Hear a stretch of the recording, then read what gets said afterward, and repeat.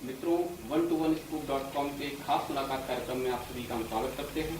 आज हम आपका परिचय करवाने जा रहे हैं गुरुजी श्री अरविंद अंकुर से, जो पिछले 25 वर्षों से लगातार पृथ्वी पर न्याय की स्थापना के लिए कार्य कर रहे हैं।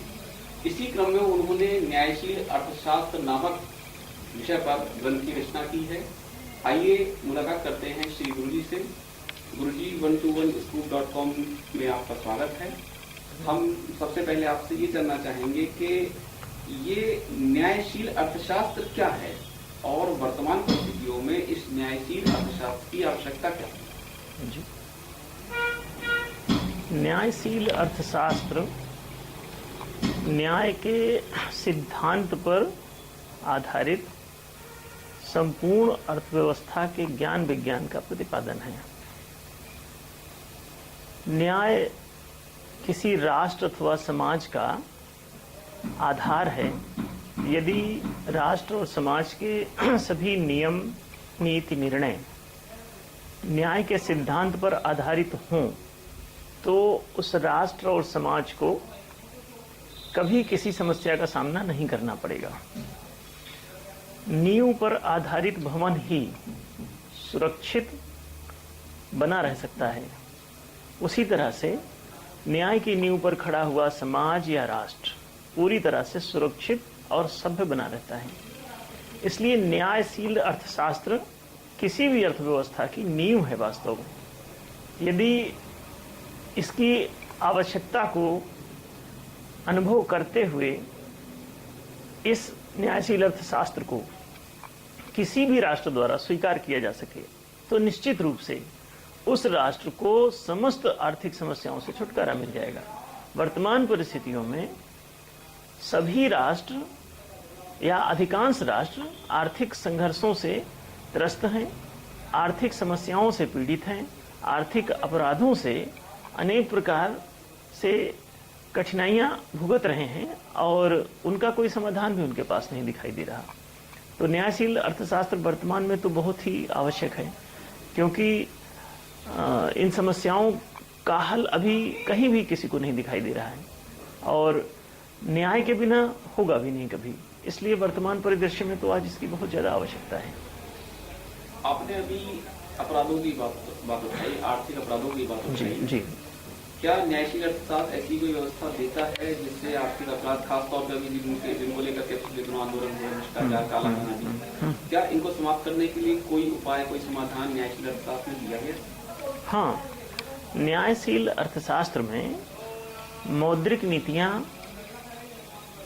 प्रमुख रूप से प्रतिपादित होती हैं और मौद्रिक नीतियों के दोष से व्यवस्था में अनेक प्रकार की समस्याएं खड़ी होती हैं और लोग सोचते हैं कि व्यक्ति दोषी है, व्यक्ति को पकड़ो, व्यक्ति को सजा दो, सीबीआई लगाओ, पुलिस रिपोर्ट करो, मुकदमे चलाओ, सख्त कानून बनाओ, कड़े जनलोकपाल विधेयक अभी लाने की बात चल रही थी। उसमें भी ज्यादा से ज्यादा व्यक्तियों को सजा देनी है और सजा दे करके कोई भी समस्या का हल नहीं होगा। एक व्यक्ति सजा पाएगा तो दूसरा व्यक्ति सजा के अनुभव से ग्रस्त नहीं होगा, दूसरा व्यक्ति नया आएगा बिना अनुभव के फिर से वही क्रिया दोहराएगा, फिर उसे सजा देनी पड़ेगी। तो यदि अपनी आर्थिक नीति पे कंसंट्रेट करें लोग आर्थिक अपराधों को नियंत्रण के लिए, जैसे भ्रष्टाचार है, काला धन है, टैक्स चोरी है, नकली मुद्रा का प्रचलन है और उसके अलावा अन्य मौद्रिक अपराध हैं जिसमें आतंकवाद जैसी बड़ी चीज भी शामिल है, अन्य कई सारी चोरी, डकैती, बदमाशी, हेरा फेरी, जेबकतरी, सब कुछ हो रहा है। इन सभी चीजों का नियंत्रण बड़ी तीव्र गति से संभव है यदि न्यायशील आर्थिक नीति अपनाई जा सके। उसमें मौद्रिक नीति मुख्य है। मौद्रिक नीति में मुद्रा का स्वरूप पहली बात है। मुद्रा का स्वरूप क्या हो, या तो ये वस्तु विनिमय प्रणाली जैसी चलती है मुद्रा, या फिर वो धातु के रूप में होती है, कागजी मुद्रा के रूप में होती है। चौथी बात इसमें कही जा रही है जो इसमें मुख्य रूप से प्रतिपादित है न्यायशील अर्थशास्त्र में, वो है आंकिक मुद्रा प्रणाली।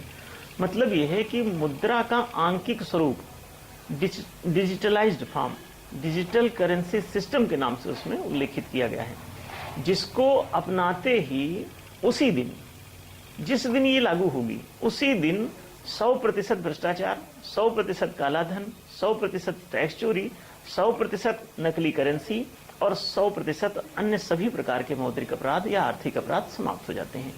इसका सिस्टम ये है कि कोई भी सिक्का या कागजी नोट, इन दोनों को हटा करके इनके स्थान पे सीधे सीधे आंकिक स्वरूप में मुद्रा को प्रतिष्ठित किया जाए। रिजर्व बैंक ऑफ इंडिया को हमने ये 2012 में लिखा था, उन्होंने उसको स्वीकार भी किया हुआ है और माना भी है कि हाँ, इसके द्वारा ये सारे अपराध समाप्त हो जाएंगे। उसका अप्रिसिएशन लेटर भी हमारे पास, उन सुझावों का वेलकम भी किया गया है, उसमें साफ पत्र में उल्लेख है उसका।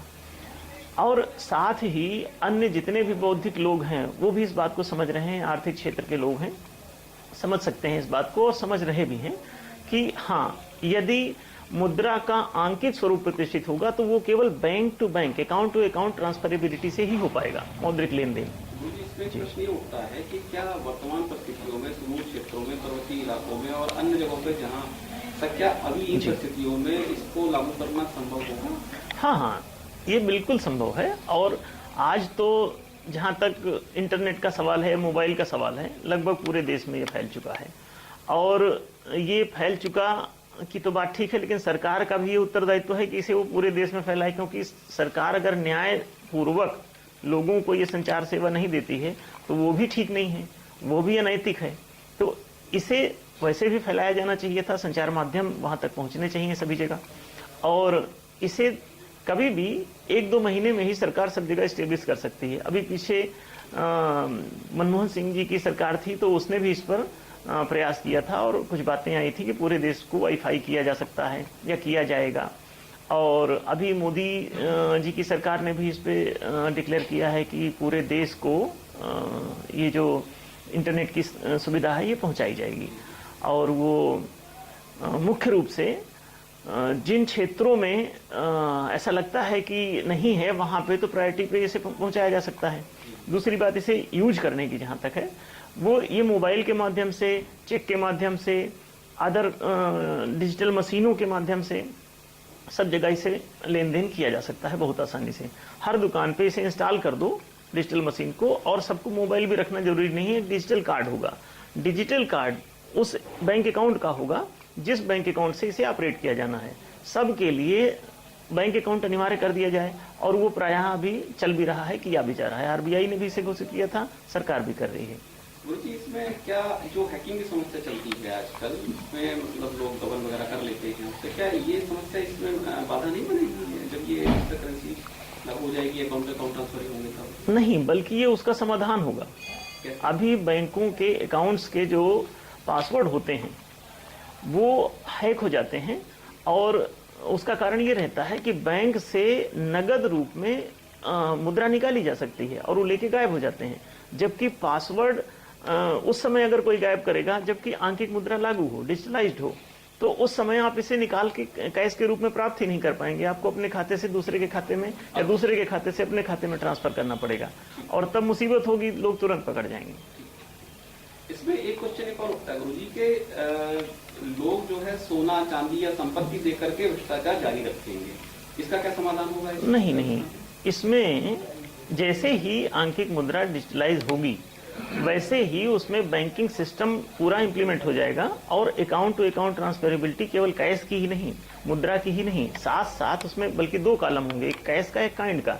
सभी वस्तुएं उस काइंड वाले सेक्शन में आएंगी, और सभी जितनी भी मुद्रा का लेन देन होगा वो कैश वाले में आएगा।